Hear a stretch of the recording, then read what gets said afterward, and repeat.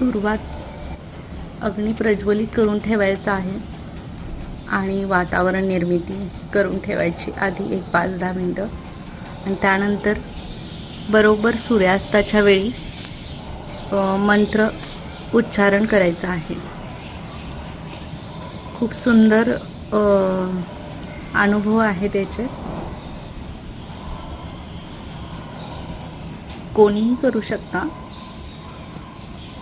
वाऱ्यामुळे थोडा अग्नी इकडे तिकडे होत आहे.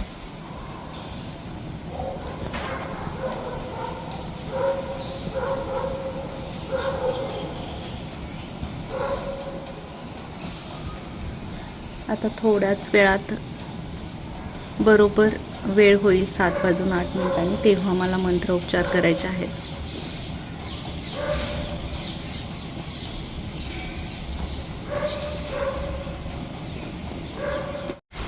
सूर्यास्ताची वेळ आहे. आज 7:08 सूर्यास्त आहे आणि खूप सुंदर वातावरण झालेलं आहे. वारं पण खूप सुटलं आज. काल थोडासा पाऊस पडून गेला होता आणि कालचं पण वातावरण तुम्हाला दाखवलं होतं. आज बघा इकडे कसं झालंय, वारं खूप सुटलेलं आहे आणि हा आमचा कॅस्पर सुद्धा गार्डनमध्ये इतका छान फिरतोय. तो अजिबात लवकर घरी येत नाही, एकदम छान इकडे तिकडे करत असतो. कॅस्पर कॅस्पर कॅस्पर इकडे घरी चल. कॅस्पर घरी चल.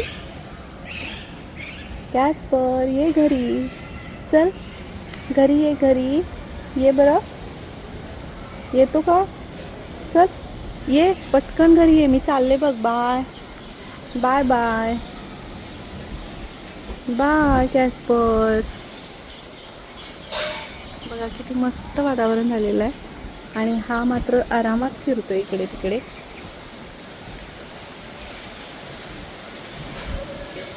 शेर, जंगल का शेर कसा फिरतोय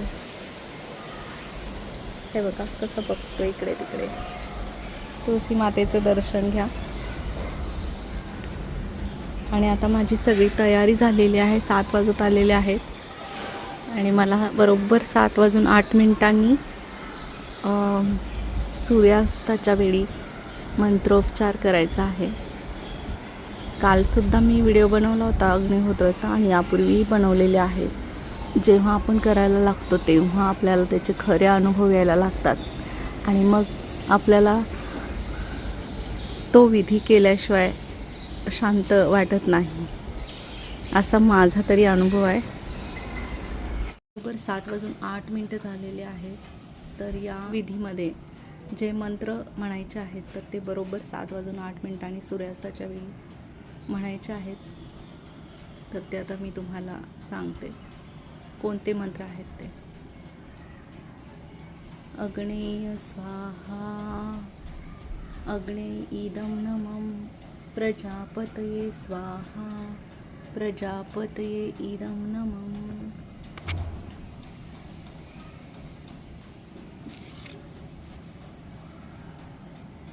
हा विधी आता पूर्ण झालेला आहे आणि आता हा अग्नी पूर्ण शांत होईपर्यंत आपणही त्याच्याजवळ बसून राहायचं. गुरूंचं स्मरण करायचं, अग्निदेवतेचं, सूर्यनारायणाचं स्मरण करायचं आणि छोटीशी प्रार्थना करायची आहे कल्याणकारी, जी संपूर्ण विश्वाच्या कल्याणासाठी कार्य करेल अशी प्रार्थना करायची. आणि ह्या विधीमुळे खरोखरच अनुभव यायला लागतात आपल्याला. सकारात्मक विधी, घरातलं वातावरण, स्वतःमधला बदल आणि आजूबाजूचं वातावरण, संपूर्ण जिथे तुम्ही जाल तिथे सकारात्मक ऊर्जा घेऊन जात असता या विधीमुळे. त्यामुळे अगदी सोपा विधी आहे हा, अगदी कोणीही करू शकता. फक्त वेळ सांभाळा सूर्योदयाची आणि सूर्यास्ताची. पण तुम्हाला जर एकच वेळी जमत असेल, मी सुद्धा असंच करते. सकाळच्या वेळी मला जमत नाही म्हणून मी संध्याकाळच्या वेळी हा विधी करत असते शक्यतो, कारण सगळी कामं बऱ्यापैकी आवरलेली असतात आणि कोणाची काही ह्यावेळी गडबड नसते काही करण्याची, त्यामुळे हा वेळ मला मिळत असतो, म्हणून यावेळीच मी हा विधी करत असते. तुम्हालाही जर असा विधी करायचा असेल तर आणि याची माहिती हवी असेल नक्की कमेंट करा. हे आणि हे आपल्याला वारंवार आपण नियमित जर करायला लागलो तर त्याची ऊर्जा, त्याचा अनुभव येत राहतो. आता हे मी काय करते, हे पूर्ण संपेपर्यंत मी इथंच बसून राहते, कारण वारं असतं, अग्नी आहे, पण छोटंच विधी करत असते मी. हा छोट्या प्रमाणात, अगदी 5, कधी कधी 7 किंवा कधी कधी 8, 9, 11 अशा त्या गौऱ्या गाईच्या असतात, तसा विधी करत आहे. आज तर मी 5च टाकलेलं आहे त्याच्यामध्ये. कधी कधी छोट्या असतील तर मग 7, 8, 9, 11 अशा प्रकारे मी करत असते, पण आज मोठे स्टिक होते तर ते मी 5च टाकलेले आहे त्याच्यामध्ये. आणि आता हे विझत आलेलं आहे. आता ह्याची पूर्ण राख होईल तेव्हा मग मी हे सगळं आत घेऊन जाते आणि देव्हाऱ्याच्या साईबाबांच्या मंदिरजवळ ठेवून देते आणि नंतर त्याची उदी मी लावते, स्वतःला लावते.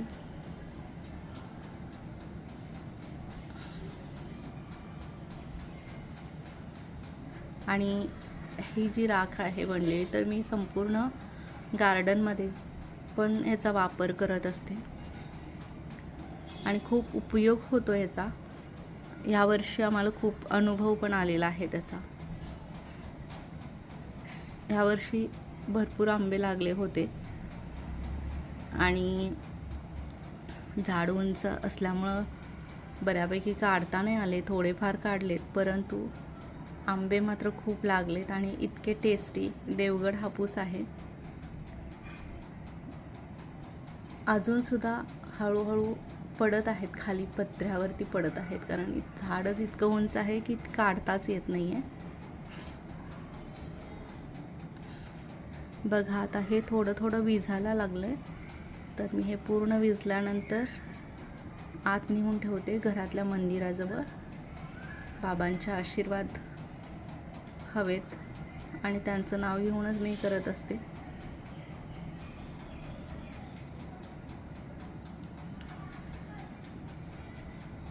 तुम्हालाही हा विधी करायचा असेल तर नक्की कमेंट करा आणि याची माहिती हवी असेल तरीसुद्धा कमेंट करू शकता तुम्ही. खूप सुंदर अनुभव आहे सकारात्मक ऊर्जेचा. आणि असं जर प्रत्येकानं काही ना काहीतरी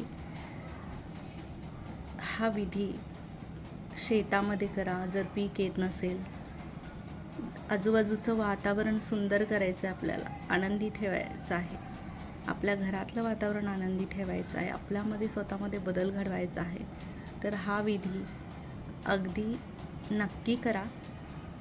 खूप सुंदर आणि आत्मविश्वासपूर्वक अनुभव येत असतो.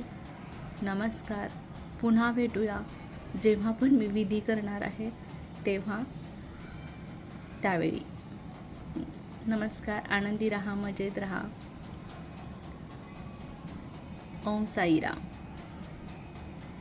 त्याप्रमाणेच आजही खूप सुंदर वातावरण आहे. सगळा पक्ष्यांचा किलबिलाट सुरू आहे. वेगवेगळे पक्षी आवाज करत आहेत.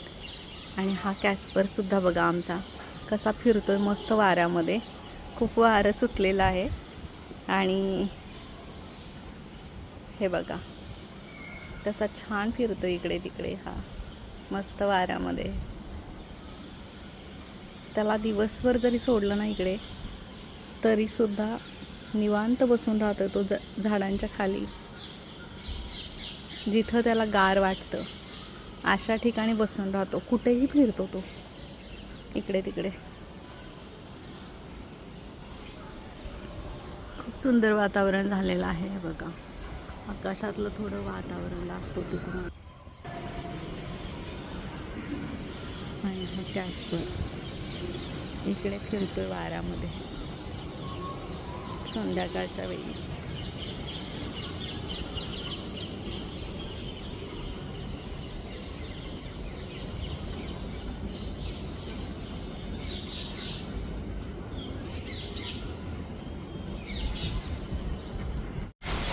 सूर्यास्ताची वेळ आहे. आज 7:08 सूर्यास्त आहे आणि खूप सुंदर वातावरण झालेलं आहे. वारं पण खूप सुटलं आहे आज. काल थोडासा पाऊस पडून गेला होता आणि कालचं पण वातावरण तुम्हाला दाखवलं होतं. आज बघा इकडे कसं झालंय, वारं खूप सुटलेलं आहे आणि हा आमचा कॅस्पर सुद्धा गार्डनमध्ये इतका छान फिरतोय. तो अजिबात लवकर घरी येत नाही, एकदम छान इकडे तिकडे करत असतो. कॅस्पर कॅस्पर कॅस्पर इकडे घरी चल. कॅस्पर घरी चल. कॅस्पर ये घरी चल. घरी ये, घरी ये बरं. येतो का? चल ये पटकन घरी ये. मी चालले बघ. Bye bye bye bye Casper. बघा किती मस्त वातावरण झालेलं आहे आणि हा मात्र आरामात फिरतो इकडे तिकडे.